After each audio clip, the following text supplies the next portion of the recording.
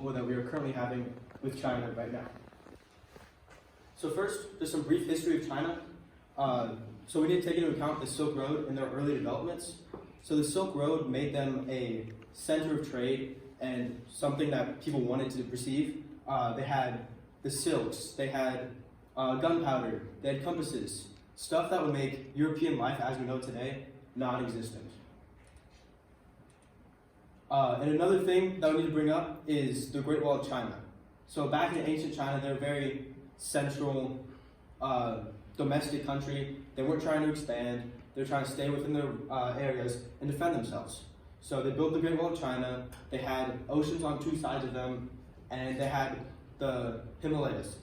So they're realistically not going to get invaded anytime soon. One of the big people that needs to be discussed is Mao Zedong.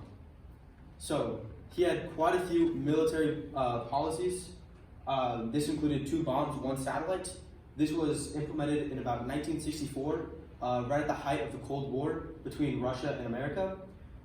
And 2 bombs and 1 satellite meant 2 nuclear-capable bombs. That was bombs to be dropped, like the ones on Nagasaki and Hiroshima, and bombs to be launched, like ICBMs. And then 1 satellite. China didn't have the economy that they do now, and they didn't have the economy to match America and the USSR back in the 60s. So they're still trying to stay somewhat within the space race, but they weren't really one of the 2 top dogs at that point. Mao Zedong was also a domestic man. He also had a few domestic policies, one of these being Project 523. So this project sent many teams out throughout China to try to find anti-malarial vaccines. So he was concerned with keeping his people healthy and keeping China healthy. One of the big things that he had is the Great Leap Forward. This turned China from an agrarian farm civilization or farm country into an industrial powerhouse. He really strove for this, and there are some pluses and minuses to this policy. One of the minuses being the Great Famine. Somewhere between 15 to 55 million people were killed during this time, simply because his government officials were lying to him, saying, oh, we have all this surplus of food, but they really didn't, and their people were starving. But he did turn China into an industrial civilization, or at least lay the foundation for that. So he also was really into the Cultural Revolution, so he was still trying to change China internally, and through this, he implemented the Red Guard.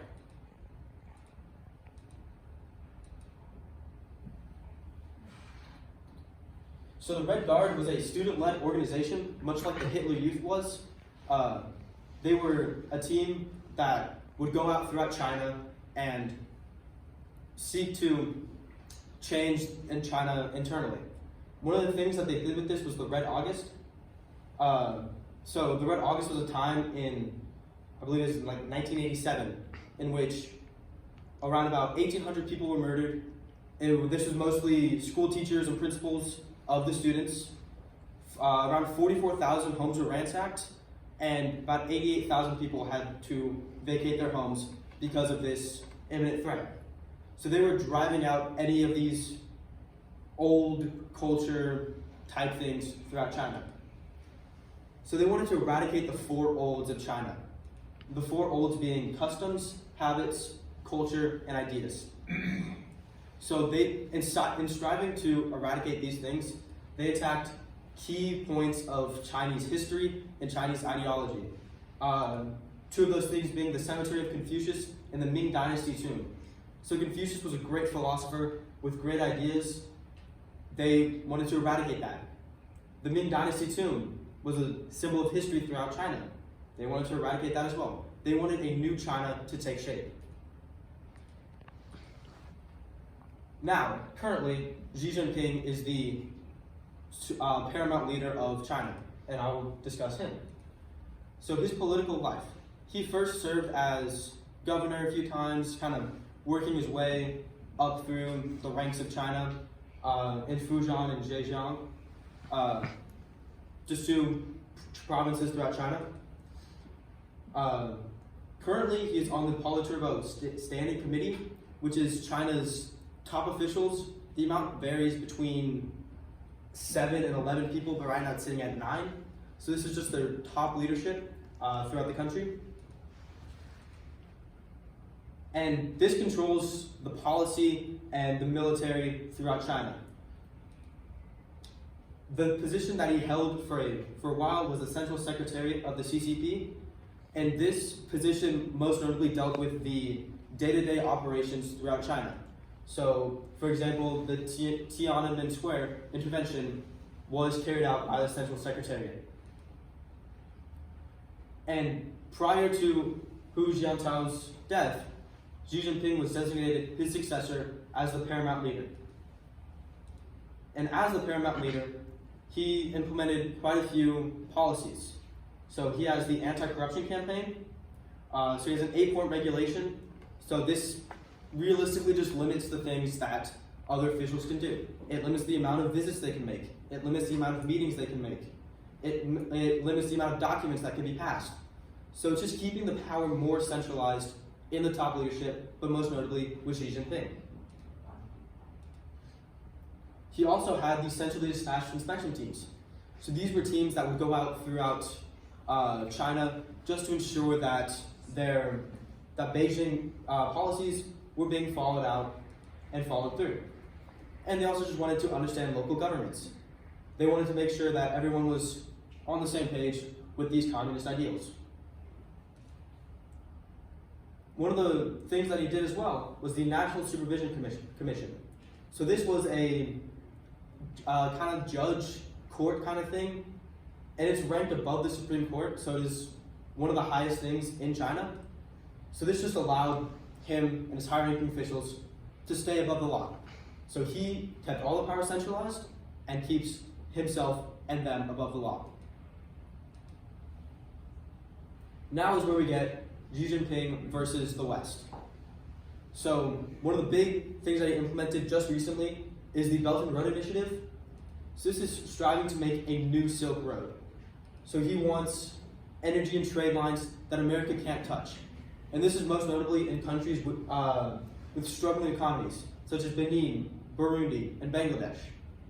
So if he has these lines, he can influence them and turn them into vassal states for the communist regime.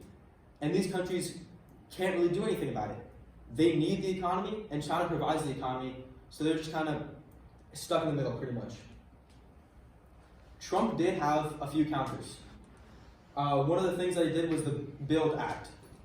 So this focused on infrastructure and human needs throughout much of the Asian and African worlds.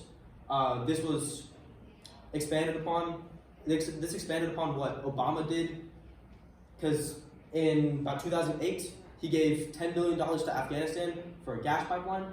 So just pushing money through these Asian and African countries to support them. He also had the Indo-Pacific Framework. This is one of the bigger ones that he had because it sets India as the counterweight to China. India's population is fluctuating between 1 and 2 in the world, and their economy is top 5 in the world, and they're right next to China. With India as an ally, a war with China would be very winnable, very much more easy than if we did not have India on our side. So now we need to talk about China the hegemon. So a hegemon is basically just the top dog in any given area. So whatever top military, top economy throughout the area is, so USA in the Americas, China out in Asia, UK and Germany in Europe. Just the top people throughout the country, the continent.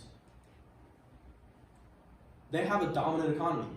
They are either 1 or 2 economies in the world. They have one of the best economies, and they're producing much of the world's goods. They also have an unmatched military in the area. America has a bigger military than them as of right now, but America is split throughout the entire world as they have different agendas throughout the world. They have troops up in Germany, they have troops on the Pacific. We're just very spread apart compared to China. Now is where we get to the rising tensions throughout the world. So the first tension is the Ukraine war. Ukraine and Russia have been battling for the past a little over a year now. If Ukraine should fall, America has one of two options, whether that be to defend Ukraine and get into an inevitable war with China, as they would defend Russia, or let Ukraine fall. Those are the two options. I believe America supporting them and facing China is the more likely of the two. The Taiwan conflict is a big one. Taiwan produces much of the superconductors of the world, which is crucial for the ever-growing electronic world. China has been doing military tests for years in the past. They've been doing it 40 miles off Taiwan land. The Taiwan Strait is 80 miles, they do it 40 miles. At this point, they're 6 miles from Taiwan. They're growing closer and closer to Taiwan today. And finally, they get the luxury of location. So they're very hidden away.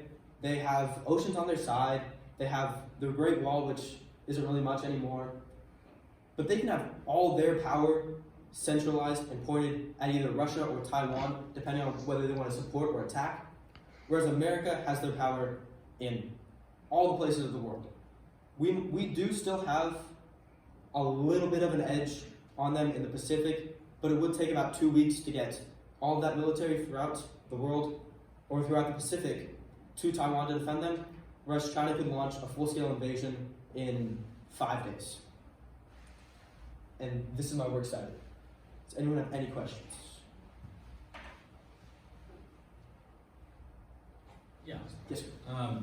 So, given your understanding of Chinese power today, what should we be doing to balance against them? And maybe I'll ask a sort of secondary question with that. Is it worth it to go to war over Taiwan, given their nuclear abilities?